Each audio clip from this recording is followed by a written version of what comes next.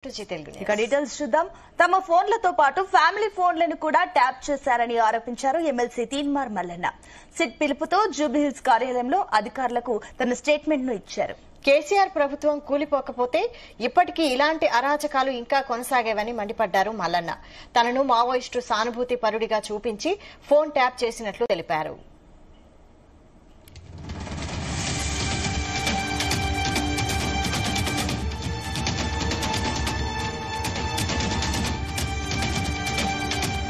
ఇక తమ ఫోన్లతో పాటు ఫ్యామిలీ ఫోన్లను కూడా ట్యాప్ చేశారని ఆరోపించారు ఎమ్మెల్సీ తీన్మార్ మల్లన్న.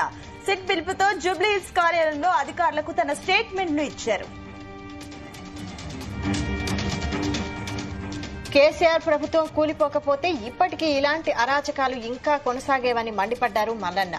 తనను మావోయిస్టు సానుభూతి పరుడిగా చూపించి ఫోన్ ట్యాప్ చేసినట్లు తెలిపారు.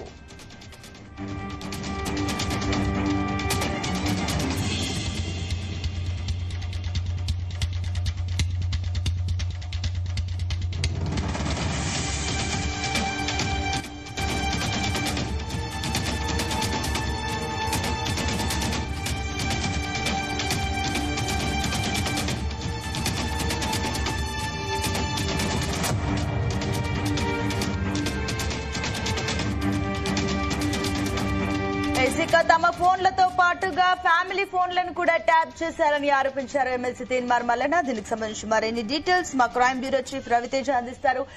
రవితేజ, అటు సిట్ కి ఇచ్చిన స్టేట్మెంట్ లో మల్లన్న ఎలాంటి అంశాలు ప్రస్తావించారు?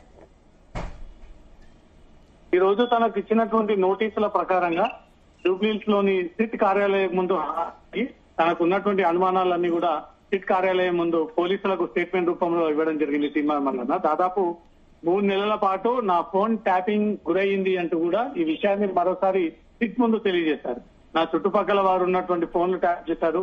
ప్రజల ఫోన్లు ట్యాప్ చేయాల్సినటువంటి అవసరం పోలీసులకు ఎందుకు ఏర్పడింది? కేసీఆర్ ప్రభుత్వం పడిపోకపోతే ఈ అరాచకం ఇలాగే కొనసాగేది. కేసీఆర్ దిగిపోయాడు కాబట్టి అన్ని విషయాలు బయటపడతా ఉన్నాయంటూ కూడా తీన్మార్ మల్లన్న ఈ విషయాన్ని పోలీసుల ముందు తనే స్వయంగా సిట్ కార్యాలయానికి వెళ్లి ఈ వాంగ్మూలం అందించడం జరిగింది. తనకు 15వ తేదీన సిట్ కార్యాలయం ముందు హాజరవ్వాలంటూ కూడా ఏసీబీ నుంచి నోటీసులు రావడంతో ఈ రోజు పోలీసుల ముందు హాజరయ్యి తన స్టేట్మెంట్ పోలీసుల ముందు ఇవ్వడం జరిగింది. తన ఫోన్ నిత్యం ట్యాపింగ్ లో పెట్టి ఏ పార్టీ నుంచి రాజకీయ నాయకులు నిత్యం తనతో టచ్ లో ఉండేవారని, నేను ఏ ఎన్నికల్లో పోటీ చేయబోతా ఉన్నాను, నాకు ఎక్కడెక్కడ ఆర్థిక పరమైనటువంటి ఈ సోర్సెస్ అన్ని ఉన్నాయి కనుక్కునేటువంటి తీవ్ర ఇబ్బంది పెట్టేటువంటి ప్రయత్నం చేశారు. అందుకోసమే నా ఫోన్ ట్యాపింగ్ కి పాల్పడి నన్ను వ్యక్తిగతంగా కేసులు పెట్టి ఇబ్బంది ప్రయత్నం చేశారు బీఆర్ఎస్ నాయకులు అంటూ ఉన్నటువంటి అనుమానాలన్నీ కూడా వ్యక్తం చేస్తూ ఈ రోజు సిట్ కార్యాలయం ముందు ఆ స్టేట్మెంట్ ఇవ్వడం జరిగింది. దాదాపు 3 నెలలు తన ఫోన్ తన చుట్టుపక్కల వారు ఉన్నటువంటి మొబైల్ ఫోన్స్ అన్నిటిని కూడా ఫోన్ ట్యాపింగ్ పెట్టి ప్రతి కన్వర్సేషన్స్ కూడా విని ఏం జరుగుతుంది అని కూడా తెలుసుకుని రాష్ట్ర ప్రభుత్వానికి నివేదిక ఇచ్చారు.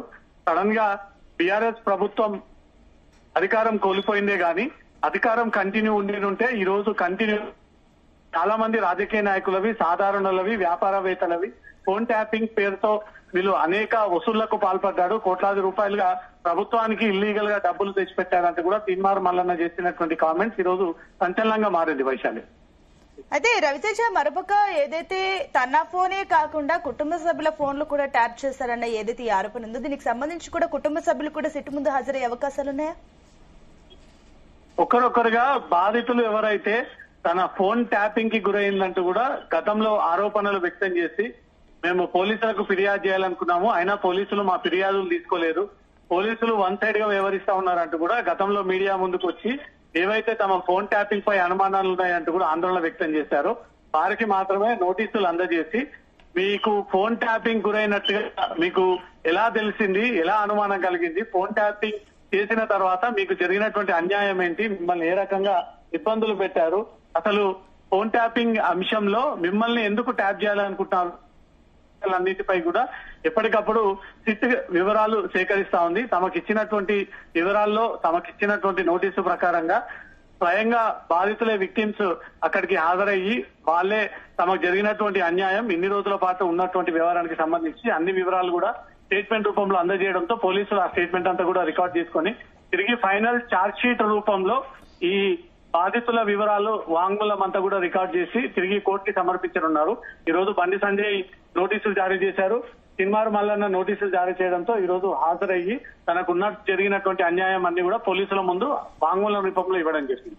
అయితే రవితేజ, ఇప్పుడు ఏదైతే బయటకు వచ్చిన తర్వాత తిన్మార్ మల్లన్న స్టేట్మెంట్ ఇచ్చిన తర్వాత సిట్ అధికారుల స్పందన ఏంటి? దాని గురించి ఏమైనా చెప్పారా? మీడియాతో మాట్లాడే ప్రయత్నం ఏమైనా చేశారా? తను మాట్లాడినటువంటి టైంలో కేవలం ఫోన్ ట్యాపింగ్ అంశం మాత్రమే, ఏ కేసులకు సంబంధించి ఘటనలు, కవిత వ్యవహారానికి సంబంధించి ఏ అంశం పైన తిన్మార్ మల్లన్న ప్రస్తావించలేదు. తను ఇక్కడికి వచ్చింది పోలీసులు తమకు ఇచ్చినటువంటి నోటీసుల ప్రకారంగా సిట్ కార్యాలయం ముందు హాజరయ్యి తనకున్నటువంటి అనుమానాలు, జరిగినటువంటి పరిణామాలన్నీ కూడా ఎక్స్ప్లెయిన్ చేశాను. వాళ్ళంతా కూడా వీడియోగ్రఫీ చేసుకున్నారు, స్టేట్మెంట్ అంతా కూడా రికార్డ్ చేసుకున్నారు. మళ్ళీ ఇంకెప్పుడైనా పిలిచినా సరే సిట్ కార్యాలయం ముందు హాజరయ్యి వివరాలన్నీ కూడా వెల్లడిస్తాను. టీఆర్ఎస్ ప్రభుత్వం అప్పటి పోలీసులని పవర్ ఉపయోగించుకొని ఎవరైతే బలంగా ప్రతిపక్షంలో ఇండివిజువల్ గా ప్రజాక్షేత్రంలో ఎన్నికలకు వెళ్లబోతా ఉన్నారు, బలమైన నాయకులుగా ఉన్నారు, వాళ్ళనే టార్గెట్ గా చేసి ఈ ఫోన్ ట్యాపింగ్ అనేది సాగింది. దాంట్లో నా ఫోన్ కూడా ట్యాప్ చేశారు. నాతో పాటు కుటుంబ సభ్యులు, నా చుట్టుపక్కల వారి అంతా కూడా ఫోన్ ట్యాపింగ్ కి పాల్పడి అనేక ఇబ్బందులు పెట్టి, అక్రమ కేసులు పెట్టి, ఆఫీసుల పైకి పంపించి దాడులు చేసినటువంటి అనేక ఘటనలు ఉన్నాయి. వీటన్నిటినీ మరోసారి ఈ రోజు సిట్ కార్యాలయం ముందు గుర్తు చేస్తూ ఎన్ని కేసులు నమోదయ్యాయి, ఎన్నిసార్లు ధ్వంసం చేశారు, ఎవరెవరు ఈ ఫోన్ ట్యాపింగ్ ఇష్యూ పాల్పడి ఉండవచ్చు అంటూ కూడా ఈవెన్ వాళ్ళ పేర్లను సైతం అనుమానం వ్యక్తం చేస్తూ తిన్మార్ మల్లన్న పోలీసులకు ఆ పేర్లను కూడా వెల్లడించడం జరిగింది. ఇంకా చాలా మంది ఫోన్ ట్యాపింగ్ కి గురైనటువంటి బాధితులందరూ కూడా ఒకరొకరుగా సిట్ కార్యాలయం ముందు హాజరయ్యి వారికి ఉన్నటువంటి వివరాలన్నీ కూడా పోలీసులకు అందజేసేటువంటి అవకాశం ఉంది. సునీత, అయితే ఇప్పుడు రవితేజ ఫోన్ ట్యాపింగ్ విషయంలో వేగం పెంచింది సిట్ అని చెప్పాలి. ఎందుకంటే కూడా ఒక్కొక్కరిగా అందరూ కూడా విచారణకు హాజరవుతున్నారు, తమ స్టేట్మెంట్లు కూడా ఇస్తున్నారు. కాబట్టి సిట్ అధికారికంగా ఏమైనా మీడియాకు ప్రకటిస్తుందా? దీనికి సంబంధించి కేసు ఎంతవరకు వచ్చింది, ఇంకా ఎంతమందిని విచారించబోతున్నారు, దీనికి సంబంధించి ఫైనల్ రిపోర్ట్ ఇచ్చే అవకాశం ఉందనుకోవచ్చా?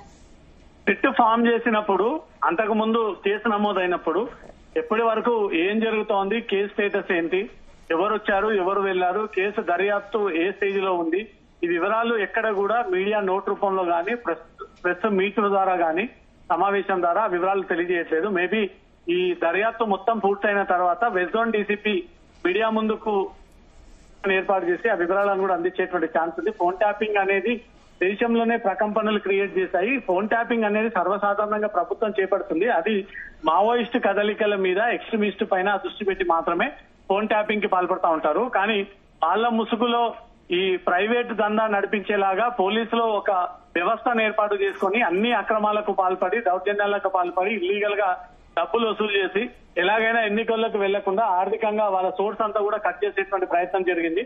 వీటన్నిటినీ దృష్టిలో పెట్టుకునే కొత్త ప్రభుత్వం సిట్ ఒకటి ఏర్పాటు చేసి ఎంతమంది దీంట్లో ఇన్వాల్వ్ అయ్యారు, ఎవరి నేతృత్వంలో ఈ సిట్ దర్యాప్తు ఫోన్ ట్యాపింగ్ సాగింది, ఎవరు ఆదేశాల ప్రకారం జరిగింది, దీని వెనుక ఉన్నటువంటి బడా రాజకీయ నాయకులు ఎవరు బాధితులుగా ఉన్నారు, వాళ్ళందరినీ పిలిపించి విచారణ చేపించాలంటూ కూడా పోలీసు ఉన్నతాధికారుల సమావేశం మేరకు, వాళ్ళ ఆదేశాల మేరకు సిట్ ఏర్పాటు చేసి ఒకరొకరుగా బాధితులను పిలిచి వాళ్ళ స్టేట్మెంట్ రికార్డ్ చేస్తా ఉన్నారు. ఇంకొంతమంది రాజకీయ నాయకుల ప్రమేయం పైన, రాజకీయ నాయకులు బాధితుల స్టేట్మెంట్ ఇచ్చిన తర్వాత పూర్తి స్థాయిలో ఇదంతా దర్యాప్తు ముగిసినాక అప్పుడు పోలీసులు మీడియా ముందుకు వచ్చి ఈ కేసుకి సంబంధించినటువంటి వివరాలు వెల్లడించేటువంటి ఛాన్స్ ఉంది. Right Ravi Teja, thank you.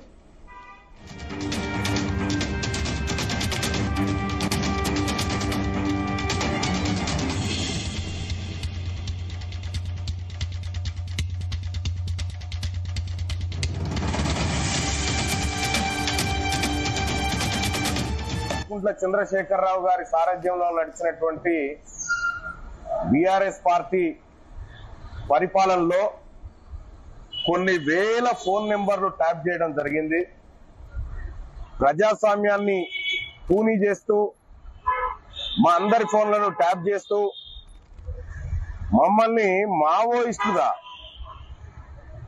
మావోయిస్టుల సానుభూతి పరులుగా మా పేరు చెప్పి మా కాల్స్, మా డేటా అంతా రికార్డ్ చేయించి, మా ఫోన్లు ట్యాప్ చేయించి అటు కేంద్ర ప్రభుత్వాన్ని, ఇటు ప్రజలను, ఇటు పోలీసు వ్యవస్థని అన్నిటినీ తప్పుదో పట్టించినటువంటి కల్వకుంట్ల చంద్రశేఖరరావు గారు నా ఫోన్లను దాదాపుగా నేను ఒక ఫోన్ ట్యాప్ అవుతుందని ఇంకో నెంబర్ తీసుకుంటే ఇంకో నెంబర్ కూడా ట్యాప్ చేశాడు. ఒక ఫోను 31 తారీఖు 10వ నెల 2022 నుంచి కరెక్ట్ గా 30 తారీఖు 10వ నెల 2023 వరకు ఒక నెంబర్ ఏమో ఏడాది మొత్తం ట్యాప్ చేసిండు. ఇంకో నెంబర్ వచ్చేసి 31/7/2023 నుంచి సెప్టెంబర్ అంటే 10 దాదాపు 3 నెలల పాటు ఇంకో ఫోన్ ట్యాప్ చేసిండు. కరెక్ట్ గా ఎన్నికల సమయం వరకు ట్యాప్ చేసిండు. ఇట్లా దీనికి కారణాలు ఏంటంటే అప్పట్లో